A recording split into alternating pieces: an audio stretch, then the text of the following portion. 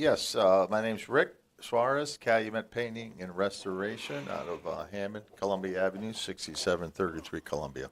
And Rick is, maybe not in those terms, but a believer in that. I mean, Absolutely. you got to tell people who you are. You got to control your story. And Yeah. did you drink out of my coffee? I did not. I had brought my own. This is my own. So you came in here. Hey, Adriana, we've been given some really good, little extras to Suarez here. He's one of the guys that is showing the small business that you need to be part of the funnel. Yeah. And it's not so much you're a small business, maybe a small to medium business. Yeah. And we've got other people on the line now because of what you're doing. Sure. And all I could say to your small and medium size business is believe in the funnel. Whether it's here or somewhere else, you do what Suarez is doing. Absolutely. But we've, gone out of our way. But you didn't go out of your way to bring me a coffee. Well, had you let me know the last time I was here, I definitely would have brought you one. But now that I know, I think everybody's, so. All my particular. friends know that if they're bringing a coffee, Okay. that they have to bring me a coffee. Okay. Okay. Verley already brought me a coffee, but now it's kind of cold and I drank seen it most of over it. there. I So seen it I over kind of, there. a Okay. new fresh one would have been nice. You know what I mean? Well, I have a son that's he calls himself a coffee snob, so I'm very, very, cautious about bringing the wrong coffee. So now If that you I bring know, him a Dunkin' Donuts, what's his first name? his name's Isaiah. Isaiah won't drink a Dunkin' Donuts. No, he has to be. He's like Starbucks or something like something along them lines. Really? Yeah. He's got to go over to Just Yeah. Bee and Munster or something Yeah. like that? Yeah, don't ask me where you got that from. But Well, yeah. let's look at that Yeah. situation Yeah. for Isaiah. Yeah. How old is Isaiah? He's 40. He's 40. You have a son that's 40? Yeah.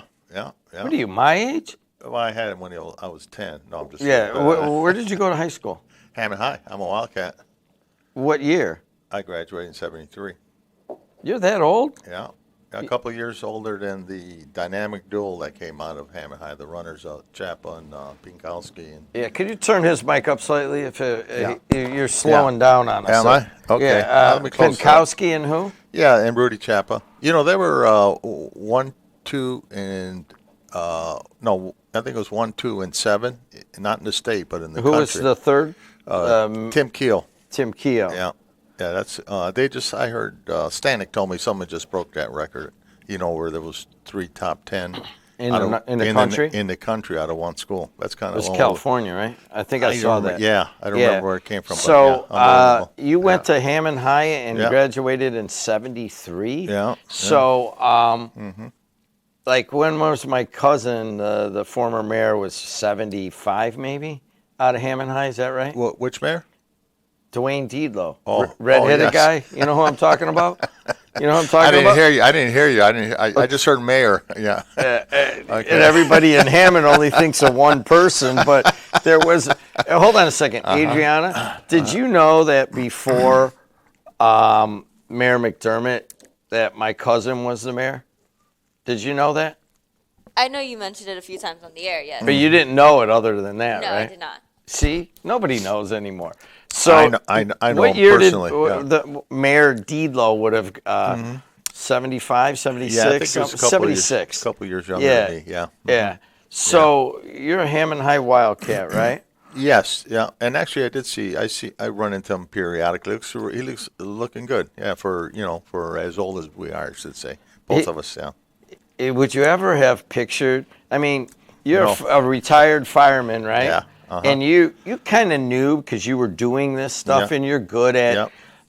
pricing, and you're a pretty good businessman, and then also like handiwork and painting especially, and all the different paints. Yeah. I went into this thing the other day, Yeah. and this guy was showing me all these different paints. Unbelievable. I didn't Yeah. know. I'm like, I just Yeah. want to paint my garage door, dude. Yeah. He's like, well, you got to make a decision. I go, Yeah. I'm not making any decisions. I'm leaving. Yeah. Okay, I want to paint my own garage door. And Yeah. he's like, no, you got a lot of different choices. Yeah. There But is, you've yeah. always been into that, Yeah. so you Yeah. kind of knew that while you were doing a fireman that you were doing Yeah. all this, right? Yeah, and you learn like you talked about that funnel early on. Yeah. That really gets you down to, you call it the close, but really when you get down there, really what you did was you built trust because people buy from who they trust. So when you get down to that level at the bottom of that funnel, that's when you close, because just think about your own personal experiences. If you trust the guy, you know him. We've talked about other firemen that you've used before. You trust them, you know their work. Maybe you've used them before. Your neighbors used them, or however you get that. But when you get to that trust, and that's when you can close the deal. I mean, that's what we call closing deal. But really, just on your end, from the consumer, would we make a good decision? Construction decision for yourself. So that's kind of what our theme is going to be today. And if you have any specific questions about, hey, what you should do to your house and that kind of stuff, over the winter we talked a lot more on the interior of the house. But we're going into spring. It certainly, if you guys are listening at a different time or watching this, certainly doesn't look like it outside. It's pretty gray and rainy and kind of crappy out. Yeah. But later today, actually, it's supposed to be really nice. So people are starting to think about some of the things that they wanted to get done on the exterior of the house. Before we go into the exact projects, Yes. what do you feel that, someone's looking out and they're like, painting, gutters, all this stuff. What are the things that they should look for in a contractor? In a contractor, you want to get somebody that's established. What I mean, you maybe have seen his advertising, or you drove him by his business. If he has a physical business, it's always a good sign that he's investing in his company and his employees, as opposed to maybe, not that it's a bad thing, but maybe the guy's working out of his house or that kind of stuff, or He's got a truck. Yeah. Truck Well, truck in a truck. Truck, and he parks them in behind the house illegally against city codes. Well, and then comes out. And, what do we say? We say you want to make sure you don't hire Chuck in the truck, Dan in the van, Mike in the bike, and for sure you don't want to hire Dale that just got out of jail. So that's how you protect yourself, by asking questions and spending some time. I think that's the number one thing people, when they're looking at a contractor, is you got to dedicate some time. It's a big decision for the homeowner, and nowadays, with the price of everything, even painting jobs get up to quite a lot of dollars. So you want to spend some time and get comfortable with the contractor. Ask questions about his insurance. Make sure he's insured. Make sure he has workman's comp, which is probably the most important thing. So that protects you in case someone gets hurt on your property. I'm not an insurance person, but from what I understand, homeowners insurance does not cover you on workman's comp claims that, if you hire a contractor. So it's another step you need to take. So, you just ask questions, and then you let the contractor, if he's good, he'll kind of lead you, like when you're talking about the door, that would be me. I'd be telling you, hey, Jed, what are you trying to achieve here? Or are you going to, there's questions I would ask you, like how long are you going to stay in the house? Or are you going to move? Are you moving? Because this is all different kind of scenarios. And then once we figure that out, then I could say, okay, you can, this product, difference in prices, and then you make the decision on it. What's going to happen is I'm eventually going to negotiate a really good price to get my whole house painted. There you go. But I don't know what it's been. I've hired other people like 20 years ago to paint my house. 25 years ago. Yeah. 20 years ago, Yeah. I had somebody paint my house, and Yeah. it needs it. But I've always done my own garage door, and I don't know why, because the garage door kind of needs it every few years. The house probably needs it every, I don't know. Well, let's talk about that. Sure. All right, how often should you paint? Oh, wait, we got to take a couple phone calls. People are calling in. If you got any questions about exterior projects, anything like that, you can call 219-845-1100. It's Rick Suarez with Calumet Painting and Restoration. Hey, you're on the air. Go ahead. Hi, can you hear me? Can you hear me? Oh, I can. Yeah, go ahead. You're on. Yeah. Okay. I just have a question. I have two quick questions. I have a vinyl sided house, and when is the best time to get it? Like, is it okay to get it painted now? And then also, I have no trees surrounding my house, so it's kind of wide open. Is it wise to do a darker color? Depends on what color it is now. If it's in a darker area, it'd probably be okay. I mean, you can do it. Really, it doesn't. I guess it really doesn't matter. But at one time, vinyl was always could only be painted with a similar color or or lighter, but now Yeah. they've come up with the what they call vinyl safe colors. So you want to make sure that when you get the house painted, if you're doing it yourself, that you let the store know that's mixing your paint that you're doing it on vinyl, and they use a specific colorant for your or tint, I should say, for your paint. So Why very do you want important. the house to be darker in the trees? Well, no. So there's no trees surrounding it. So I the mean, sun no beats trees. on my house. Yeah. Because if I wanted to go like right now it's like a beige, it's light. I was thinking about going like a darker gray, Oh. kind of like a White Sox gray. Oh, White Sox fan. Okay. Yeah, All right. absolutely. So I was thinking about that with like a red door, but I just want to see how long would that last if I did with the sun beating down on it. Is it going to fade? Well, we give lifetime warranties on our work, so probably as long as you own the home, you're going to get 2 warranties from us. One is the manufacturer is the one that actually gives you the lifetime warranty, Sherwin-Williams. But we give 2-year workmanship warranties on our work. So, like if we mess something up, you're going to see it within the first year. But typically, if it lasts that first winter, then you're good to go. On vinyl, we're going to want to wait until maybe June when the weather warms up and the vinyl gets a chance to stretch out. So between June and the end of August is probably the best time. Yeah, probably the best time to do it. Yeah. So I don't mean to get too deep into this, but I had a vinyl sided house, and I painted it myself. Good. And here's what, and maybe I didn't wait for it to stretch. I remember painting it like right now and in April, and I painted it. And it was a white house, and the wife wanted it a little bit of a yellow to it. Yeah. So about halfway through the summer, I actually had to go.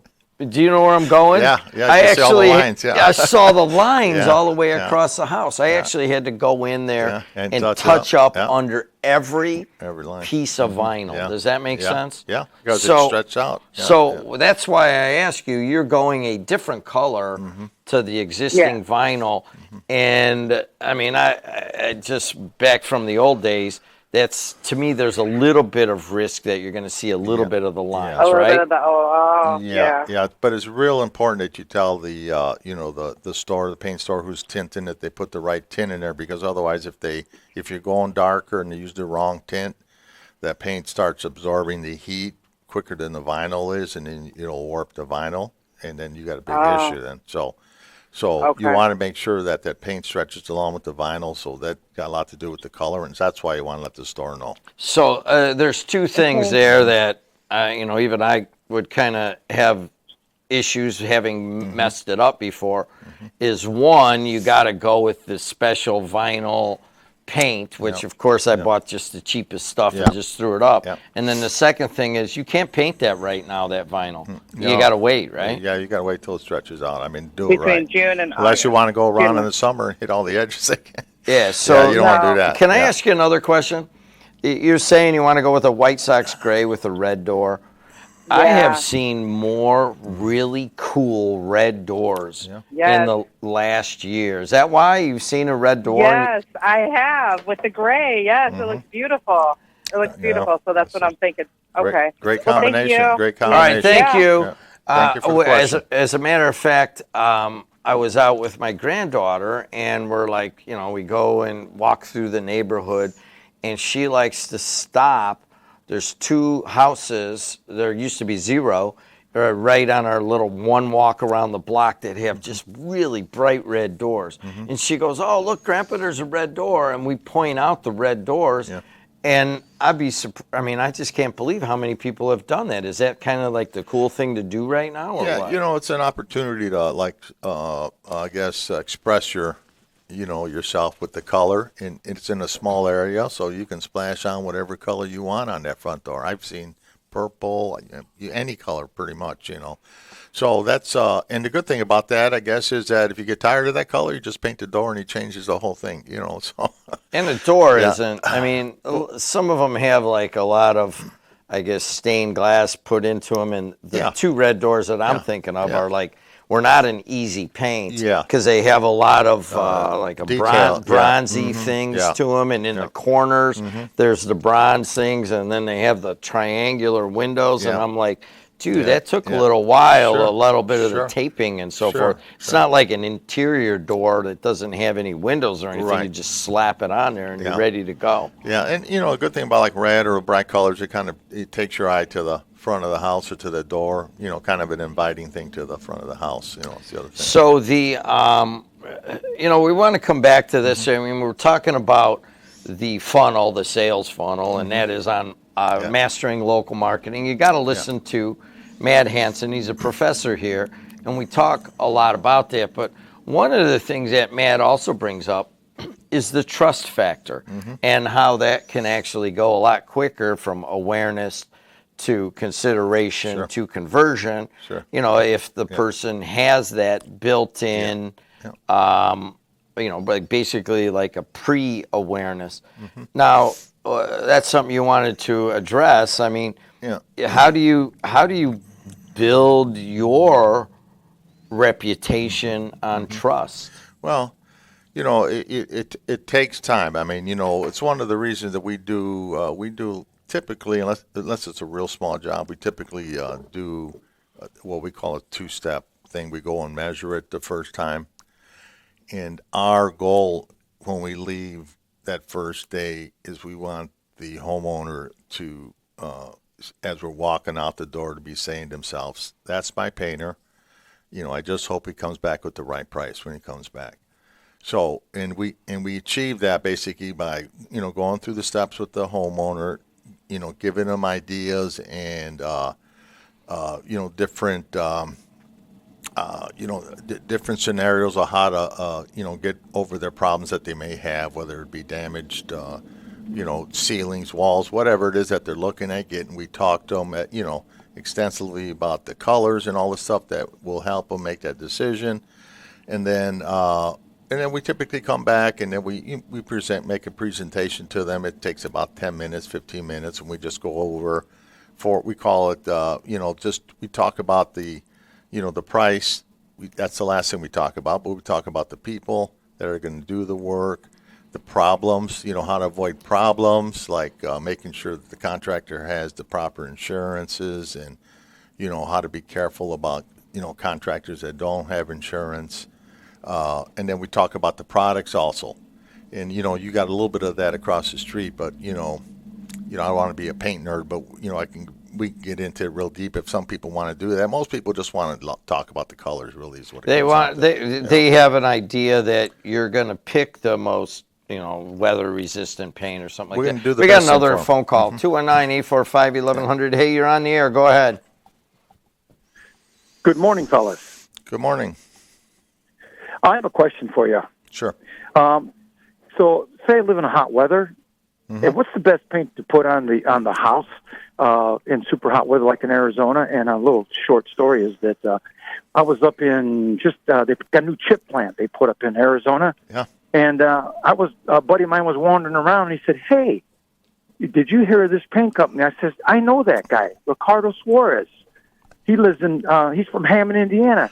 I just wanted to say, Ricardo, that you know what? Hey, you do a good job right out in Arizona. Man. All right, appreciate that. I think this is Steve Stanek. Steve Stanek. Yeah, Steve. Suarez wants me to go out and with him to visit you, and I'm like, I can't be in the same room with two Hammond High guys, right?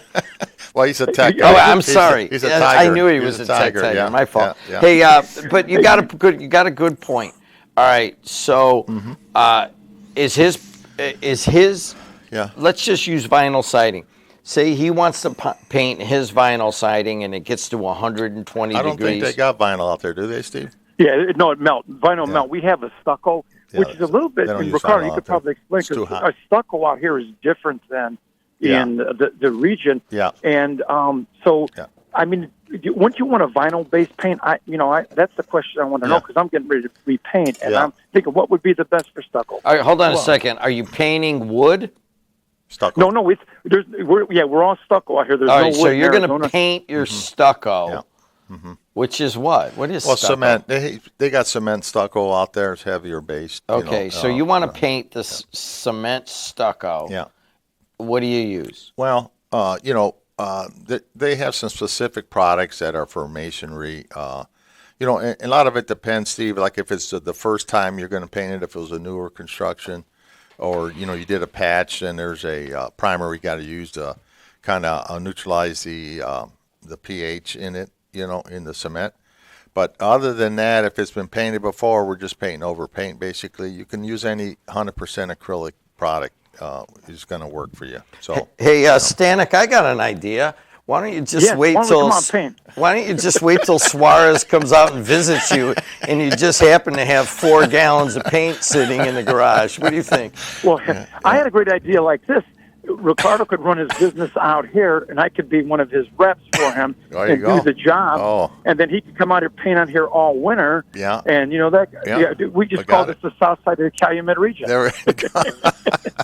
There you go. It sounds like a great idea, especially with this winter. Guys, the way the door's open. Yeah. Come on out, Jed. You guys come on out, man. It's been a while, man. I just tell people that there's like 5 or 6 dudes in this world that I got to watch myself because I don't have the word no. I mean, literally, my wife's like, don't you ever say no? I'm like, I'm pretty sure I haven't said it yet. Yeah. So if you come up with a stupid idea, which Steve Stanek often does, I'm just going to say yes. And my wife's like, all you had to do was tell him no. No, I can't do that. Absolutely. Hey, Stanek, good hearing your voice, my friend. Hey, you get 2 of my best buddies. You guys have a great day. Steve, we love you, man. Take care.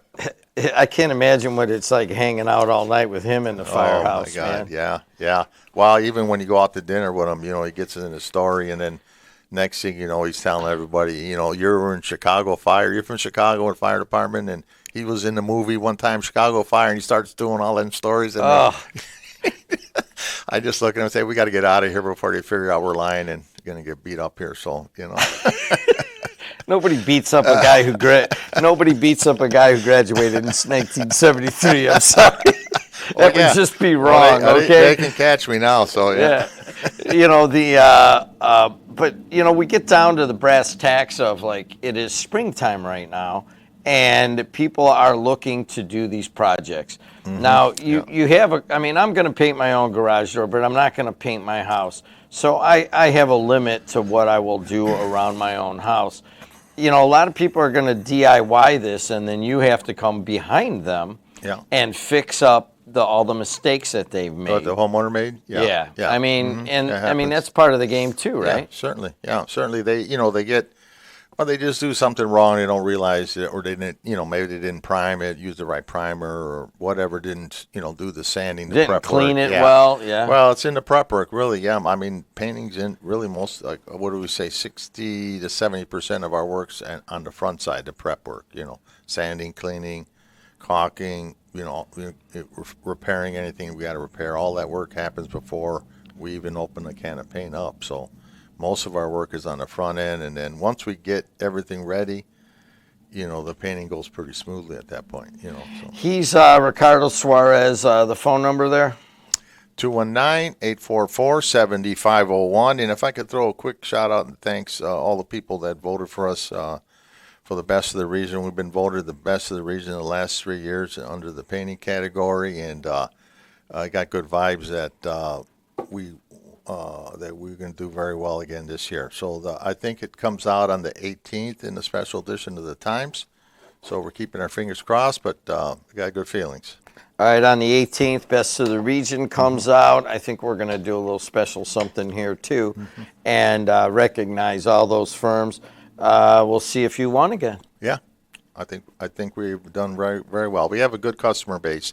60% of, we were talking about trust, 60% of all of our work comes from previous customers, and then another 20% come from referrals. So like 80% of our work comes from either previous customers or referral from one of our customers. So there it is. Yep. And he's reinforcing the funnel by coming on and taking your questions and talking to you guys and reminding you that Calumet Painting is there, and remember to call them.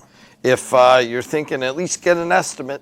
Yep. And there it is. All right, man. Thanks a All lot, right. Rick. All right. Thanks, Jed. All right, there it is. And until this is coming at you from April of 2025. You may hear this years later. Who knows? But until next time, thank you